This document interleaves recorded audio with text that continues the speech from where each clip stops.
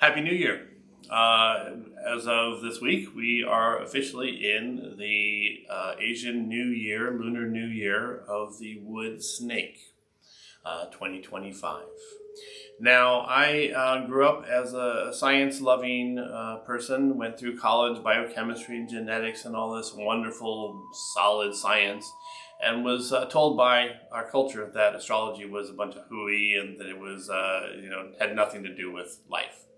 Until I went to acupuncture school and I took my first class in Chinese astrology or Asian astrology, and I was blown away. The accuracy of the depictions of the personalities and the body types amongst the animals and elements was fascinating. So when my wife and I started practicing medicine 30 years ago, we did a little experiment. We started keeping track of all of our patients' animals and elements of their Asian astrology. We have it on the front cover of the chart along with their name. And as we did that, we kept seeing over and over and over again these patterns that were just so incredible. I mean, you just when you see how fire monkeys are all alike, it's pretty fascinating. And then certain behaviors that we would expect to happen would happen, and certain things that we expected a person to say or react to, or even their diseases that they would come in with, were just so accurate. So as time went, you get more and more used to it. And the other part that I did as a scientist is I thought, well, this isn't hooey. This is science. It's science by its very nature is you see a phenomenon, you keep seeing a phenomenon, you wonder what this phenomenon's all about. You're supposed to then create a hypothesis, figure out if there's some relationship of these phenomenon, and then you keep repeating the experiment over and over again, or you keep watching for the phenomenon over and over again to prove a theory. And then if it's held up over eons, then it becomes a law. So the law of gravity, for instance, we take it for granted, don't we? We sit here on this planet and it seems to be working. But most of us don't really understand anywhere near what and how gravity actually works. Another good example is the sun, the sunshine. That the Earth and the sun have a relationship where we are moving around the sun and we are twisting in space and we create day and night, right? We're taught that. As most people know, 500 years or so ago, most people believed that the sun revolves around the earth because that's what the church taught us. Ironically enough, not in Asia. Asia figured out a long time ago that the earth was moving around the sun. It was just the Western cultures that were stuck in this myth. They also had the flat earth theory. So both of those seem to have been bad theories and they were no longer laws, even though at the time they were laws. So if you look at science and astrology and you say, is astrology scientific? The answer is absolutely yes. And the reason is that if you pay attention, you see how repeatable it is. And the phenomenon keeps happening over and over and over again. So now, just to give you an example, we just finished the Wood Dragon year. Each of the elements, each of the animals has 5 different elements, and it's in the sequence. And I'll talk to you about that in a second. But if you didn't know anything at all about what was going to happen in the year, but you were told this was a wood dragon, and then you're also told that dragons are naturally wood, and you're told that the pathogen of wood was wind, you would expect maybe some windy events, maybe some weird hurricanes that were unpredictable, maybe a whole bunch of tornadoes in the Midwest. Here in Iowa, sometime between the beginning of May and end of June, I think we had a record number of tornadoes that have ever hit us. And I was living through it. It was crazy, and it was ultimate, the weirdest wind. Wind is also happens to be anything that's unexpected that comes along, accidents that happen, revolutions that happen, political upheavals that happen, and unfortunately, personal lives, things that come out of nowhere. Somebody tells you something that just shocks you, that you can't believe that happened, or you can't believe that person has been cheating on you, or that person was stealing money from the corporation. Those are all wind. Wind is unexpected events. Now, there is actually good wind, but that's really what we describe as a breeze. So that sound that the leaves make when it's a gentle breeze, especially in the summertime when you need a little air, right? That's actually not wind. Wind is erratic. It's when things move the wrong way. It's when things happen that aren't supposed to happen. And if you actually have wind chimes or you listen to the leaves, when the wind is bad, it makes a very disharmonious sound. And so then if you watch, you'll see the wind will kick up, you'll end up with some sort of storm. Or, as we know in the Midwest, if the wind disappears and nothing's moving and the birds are not chirping, that's also a very terrible sound. We experienced that a few years ago when we had our derecho. It was one of the most surreal things that I've ever experienced because it was absolutely gorgeous and perfect day, and the wind was great, the weather was perfect, and all of a sudden it stopped. And then, of course, the alarms went off and told us something terrible was coming. So anyway, let's go back a little bit and do the basics of Chinese astrology. So the first aspect is the animals, and most people know about those. They go through a series of 12 animals. Hold on one second. I want to get something for you guys. Alrighty. So I had to whip up a quick little graphic for you because I realized that just talking about this can be a little tricky. You need to have something visual to see the 12 animals. One of the most important aspects of Asian astrology is that the characteristics of the year are what they are. The Asians figured out that there were very specific qualities to years. There were specific qualities to months and to hours and to places. And their philosophy centered around nature translated those qualities into animals that they observed. And so in the process, in the West, we have to be very cautious of not thinking of the animals by our Western version, but rather instead to pay attention to what the Asian philosophy or the Asian relationship is to that animal, and more importantly, to what they defined those qualities to be. It is pretty amazing how often a domesticated animal or wild animal has the qualities that associate with the Asian animal, but it isn't always that way, and I think sometimes our anthropomorphic ideas get in the way, and often I hear people say, oh, I don't want to be that because they're such and such, and it's not really the animal that we think, it's the qualities. So one of the most important things you can do if you're serious about learning more about Chinese astrology is actually to look up a really good text on it and start learning it, reading it. Anytime you wonder what this person is or who they are or why they behave a certain way, check them out in the textbook. That's what we've been doing for 30 plus years. The textbook that we've had many editions of is the Theodora Lau edition.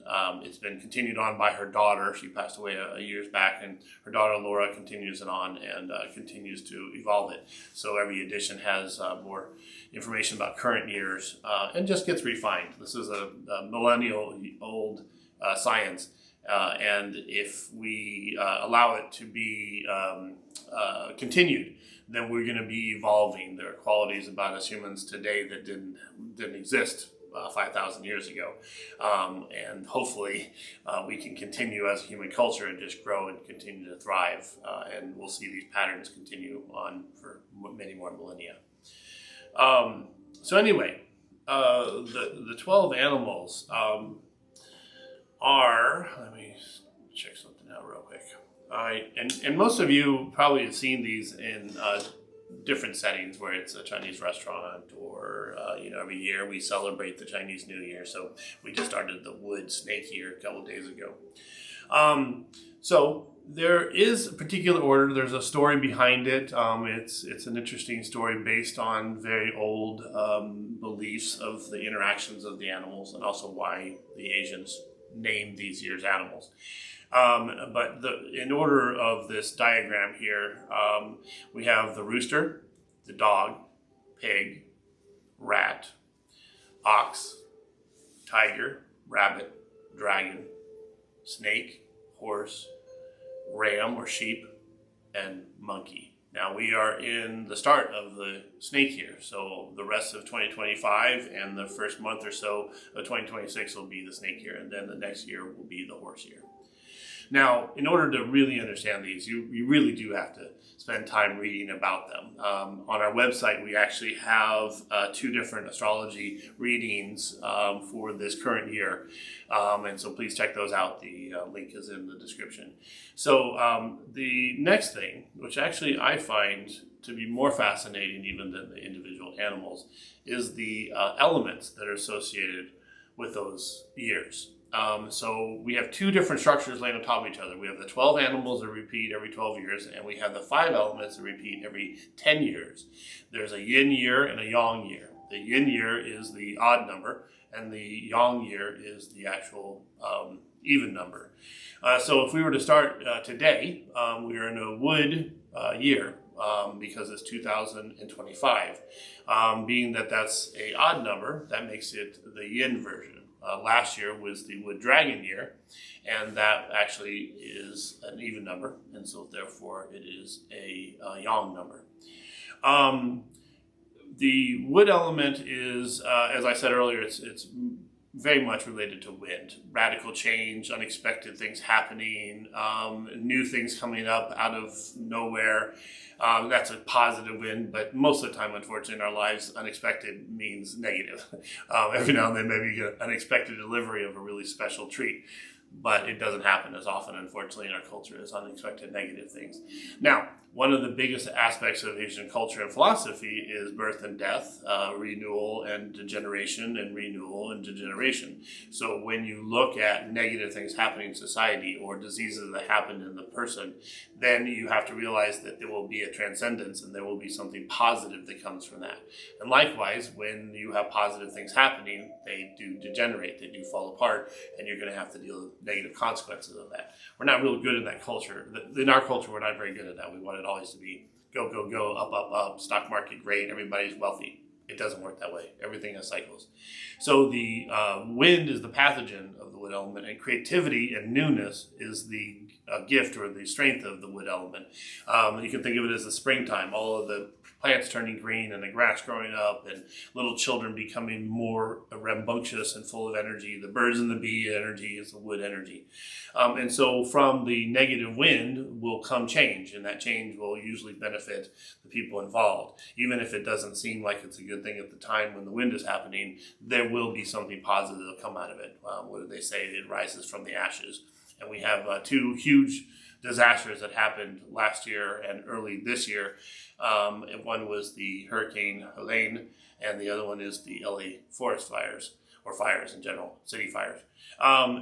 In Helene's case, of course, it was a water element that just destroyed the state, and the Appalachian Mountains just washed things away. It was unexpected. Nobody thought that the hurricane would end up that way. The wind was substantial on land, which never happens. And in essence, it basically created massive destruction. Now, as they rebuild, they will actually have they'll have stronger houses, stronger roads, they'll have stronger culture, and they'll very likely have an explosion of creativity over the next few years as people survive and prosper and know that if they survive that, they can survive anything. And you hear that all the time in these disasters. It's actually one of the craziest things that happens is you can be mourning the loss and also celebrating what new will come next.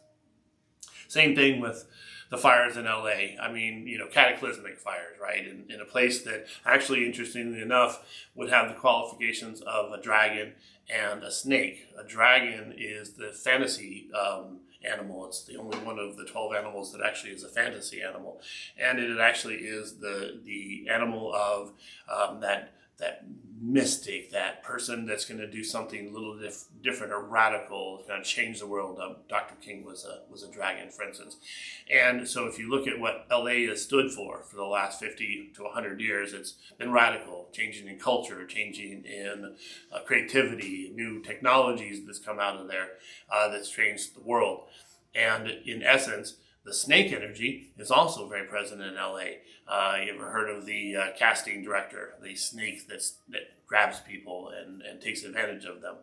Or the positive snake is the alluring, creative, the person who's just so charismatic.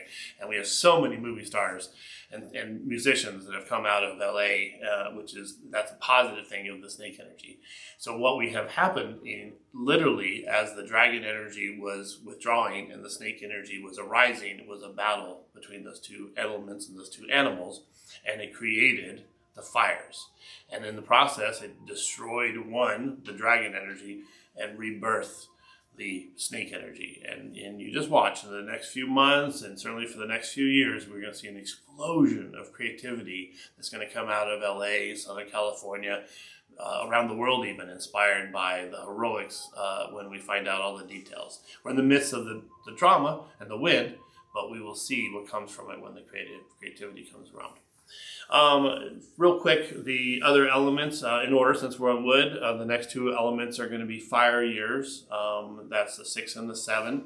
The years after that, and the fire is exactly what you think it is. It's hot. It's explosive. It's creative. It's sparkly. It's the actor like Robin Williams, who's a classic fire type. And then the next element is the earth, and it is actually the center. It's the base. It's the grounding. It's the slowing down. It's the condensing energy, and the earth energy is also the bounty of nature and the bounty of agriculture. It's also the family and the hearth. So that being in the center is when the world and the energies around it kind of settle back down. People with their earth types tend to be people who take care of others, and they're the connections to other people. The 0 and 1 years are the metal element, and the metal element's pathogen is dryness, but it's also sharpness. When you are taking a knife and you're slicing some beautiful vegetables, that's a creative use of the knife, and accidentally then slice your finger, that's the negative aspect of the sharpness. It's years that tend to be where you have one situation coming into the year and another situation when you're done with some sharp event down the middle. One of the we have 3 classic ones actually. The most recent is 2020, the COVID pandemic. In fact, I refer to before 2020 as BC, before COVID. And since then, as we all know, life has changed radically. Right? That moment in time that 2020 started, in fact, it was the beginning of 2020 when it all started. And after that, it's been radically different. The time before that was 2001, September 9/11, 2001. And if that's not a radical change, right? The moment in time that life changed radically for the world in terms of, going from before the event to after. And interestingly enough, that's actually a snake year. That was 2001 was a snake year, metal snake. And if we go back 60 years, the most recent metal snake before that was 1941. December 7th, 1941, Pearl Harbor. Was that not the beginning of a new era, an era of America? And it was a shock and a moment in time when nobody anticipated something to happen like that. And then the last element in the sequence is water. They're the years that end in 2 and 3. And those are the spiritual years. Those are the years where we kind of come back into our wiser self, and we create knowledge that maybe we counted on and we didn't believe in, and then all of a sudden we condense it down into water, into spirituality. It's also the water element is the pathogen is water, so floods and rain that's out of control. Here in Iowa in 1993, we had one of the biggest floods that radically changed the architecture of the metro area. Okay, well, there's so much that Chinese astrology, Asian astrology, and I could talk for hours. In fact, like I said, please make sure you check out the wonderful book. You can buy it at our clinic. You can buy it online. And in the process, start using it. Start looking at your people around you and yourself, and just believe that it's real, and then you'll see the patterns show up on a moment-to-moment basis. All right. Thank you very much for listening to what was supposed to be a short discussion and ended up being a lot longer. So anyway, I look forward to seeing you on my subscription list, and hopefully if you find my podcast worth something, I would love for you to become a paid subscriber. It allows you to then comment and ask questions, which I will love to have that so we can grow this dialogue. All right. Thank you and welcome home.